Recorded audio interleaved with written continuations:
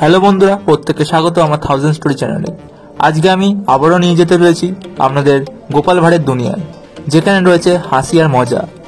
আজকের গল্পটির নাম হলো গোপালের সূক্ষ্ম বিচার, যেটি দারুণ মজার গল্প। তাই প্রত্যেকের কাছে অনুরোধ রইল ভিডিও শেষ পর্যন্ত দেখার।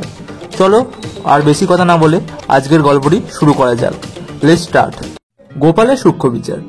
লোক পরম্পরায় গোপালের সূক্ষ্ম বিচার বৃদ্ধি দেখে এক প্রতিবেশী তার মোকদ্দম্মা চালাবার জন্য গোপালকে অনুরোধ করে, কিন্তু গোপাল মোকদ্দম্মার কাহিনী শুনে বারবার না না করে সত্ত্বেও প্রতিবেশী লোকটি নাছোড়বান্দা হওয়ায় বাধ্য হয়ে গোপাল প্রতিবেশীর মোকদ্দম্মাটি হাতে নেয়, কিন্তু শেষ পর্যন্ত ওই মামলার হার হয়।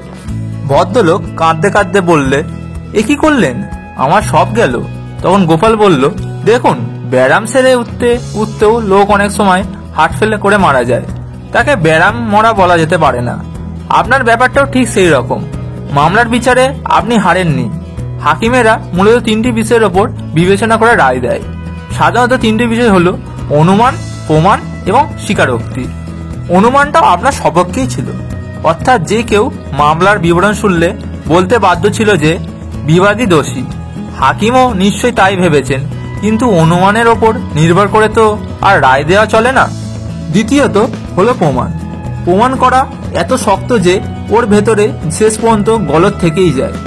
আমি আপনার মামলা প্রমাণ করে ছেড়েছি, এ কথা যাকে জিজ্ঞাসা করবেন সেই বলবে, কিন্তু ওই যে বললাম গলদ রয়ে গেছে গোড়ায়, থাকতেই হবে গলদ।